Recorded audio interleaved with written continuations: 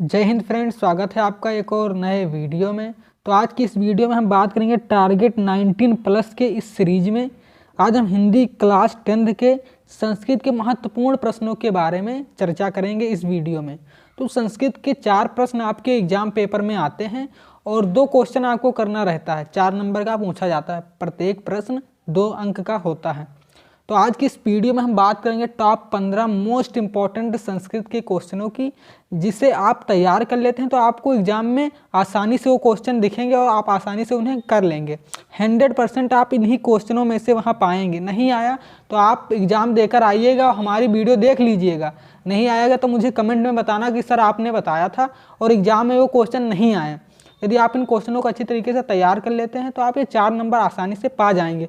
बहुत सारे लड़के संस्कृत के प्रश्नों को एग्जाम में छोड़ आते हैं, जो बहुत ही गलत करते हैं। काफ़ी आसान प्रश्न आते हैं संस्कृत के, आप बस उन्हें अच्छे तरीके से देख लीजिए और अच्छी तरीके से एग्जाम में लिख दीजिए, आपके 4 नंबर आराम से पक्के हो जाएंगे। तो सबसे पहला प्रश्न हमारा है कि वाराणसी, जो पहला प्रश्न हमारा यहाँ पूछा गया है, वाराणसी कस्या नदा कूले स्थिता, अथवा या तो इस तरह पूछेगा या इस तरह पूछेगा, वाराणसी नगरी कुत्र स्थित अस्ति। तो आपको आंसर देना है कि वाराणसी, जो वाराणसी नगर है वो किस किनारे स्थित है या किस नदी के किनारे स्थित है। तो आपको वहाँ बताना है वाराणसी गंगाया कूले स्थिता, वाराणसी जो हमारा है वो गंगा नदी के किनारे स्थित है। ऐसे ही आपको वहाँ पर लिख देना है। देखिए कितना सरल है। जहाँ पर मतलब कुत्र मतलब वाराणसी नगरी पूछा गया था, यहाँ पर नगरी कर देना आप। तो यहाँ पर बस कुत्र की जगह गंगाया कूले लिखना था, बस आपको स्थिता लिख देना। बाकी उसमें क्या करना, बिल्कुल ही सरल क्वेश्चन आता है, बस आप लोग छोड़ आते हैं, नहीं जान पाते हैं। तो इसलिए आप इन प्रश्नों को अच्छी तरीके से तैयार कर लीजिए और एग्जाम में यही क्वेश्चन आएंगे, इसी में से आएगा। 100% मेरे गारंटी कि इसी में से क्वेश्चन आएंगे, बस आप इन्हें अच्छे तरीके से तैयार कर लीजिए। तो बढ़ते हैं अपने अगले क्वेश्चन की ओर। तो अगला क्वेश्चन जो हमारा है वो पूछा गया है, वाराणसी किमार्थ प्रसिद्धा, वाराणसी किस लिए प्रसिद्ध है। तो आंसर इसका होगा वाराणसी विद्या दर्शन साहित्य धर्म कला शिल्पार्थ प्रसिद्धा, यानी कि वाराणसी जो हमारा है वो विद्या दर्शन साहित्य धर्म और कला और शिल्प के लिए प्रसिद्ध है। ऐसे ही आपको लिख देना है। इन क्वेश्चनों को आपको अच्छे तरीके से तैयार कर लेना है, छोड़ना एक भी प्रश्न को नहीं है। सभी प्रश्न बार बार पूछे गए हैं, इसलिए मैंने उन्हीं प्रश्नों को लिया है जो आपके एग्जाम में आसानी से बार बार पूछे गए हैं। बस आप इन्हीं प्रश्नों को अच्छे तरीके से हल कर लीजिए और देख लीजिए, याद कर लीजिए। तो बढ़ते हैं अपने अगले क्वेश्चन की ओर। तो जो हमारा अगला क्वेश्चन है उसमें पूछा गया है, वाराणसी कस्या केंद्रस्थली अस्ति, या इस तरह क्वेश्चन पूछेगा या फिर ऐसा पूछ सकता है, वाराणसी कस्या भाषाया केंद्रम अस्ति, यानी वाराणसी किस चीज़ का केंद्र स्थल है या वाराणसी किस भाषा का केंद्र है। तो आपको बताना है वाराणसी संस्कृत भाषाया केंद्र स्थल अस्ति, केंद्र स्थला अस्ति। आपको इतना ही लिख देना। देखिए यहाँ पर कस्या के जगह संस्कृत कर देना, बाकी सबको आपको सेम कर देना है।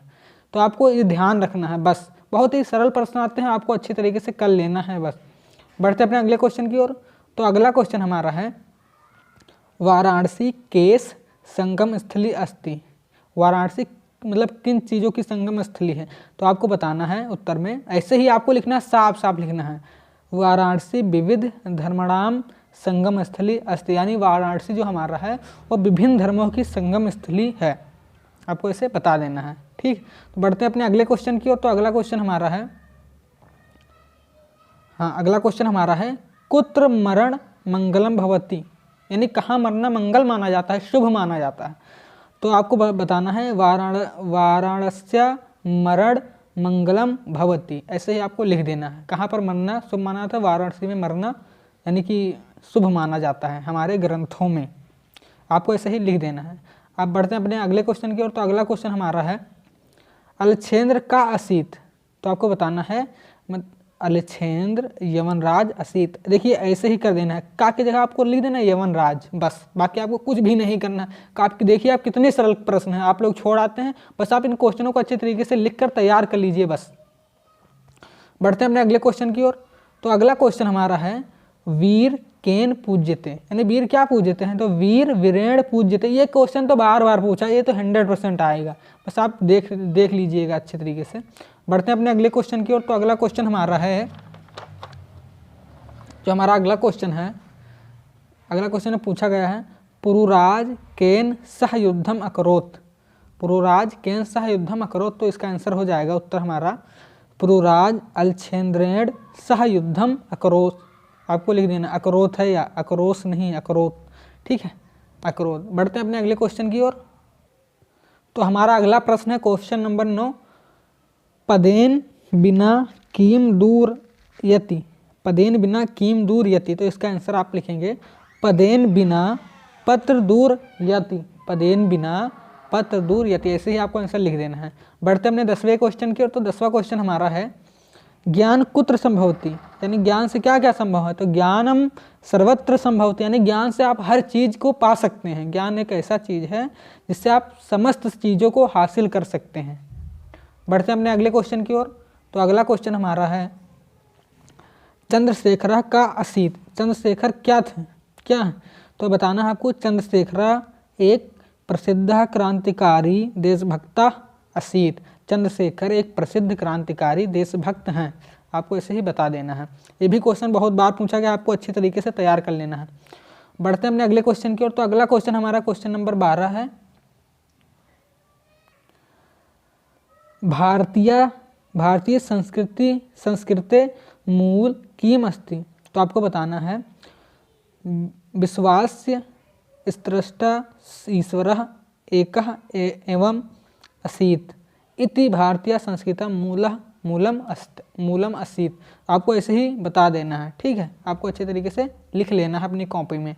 तो बढ़ते हैं अपने अगले क्वेश्चन की ओर। तो अगला क्वेश्चन हमारा जो है वो पूछा गया है भारतीय संस्कृति की दृश्य अस्ति।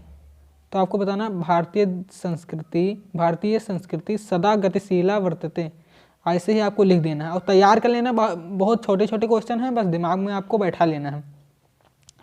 बढ़ते हैं अपने अगले क्वेश्चन की ओर। तो जो हमारा अगला क्वेश्चन है क्वेश्चन नंबर 14, भीषक कस्य मित्रम अस्ति। तो आप बताना है भीषक अतुरस्य मित्रम आसीत।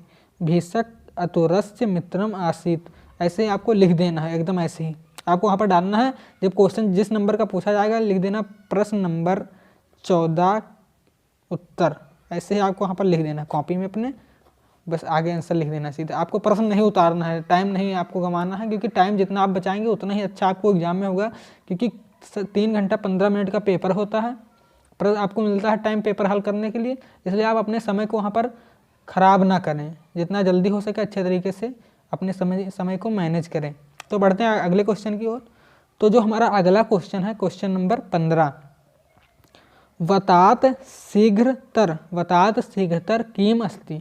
तो बताना है मनः वतात शीघ्रतम अस्ति। तो ये थे हमारे क्वेश्चन 15 क्वेश्चन, जो कि आपकी मतलब 15 क्वेश्चन संस्कृत के, जो कि आपके एग्जाम के लिए काफ़ी ज़्यादा महत्वपूर्ण है। आप 4 नंबर आपको छोड़ना नहीं है। जिस भी टॉपिक पर आप नहीं समझ पा रहे हैं मुझे कमेंट में बताइए, मैं आपको आसानी से उसे प्रोवाइड कराऊंगा, अच्छे शब्दों में लिखना के बताऊंगा और आपको याद भी कराऊंगा।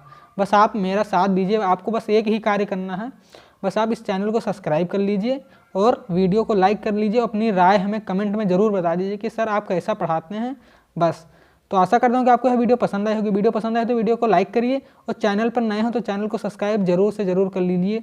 मिलते हैं अगले वीडियो में, तब तक के लिए धन्यवाद।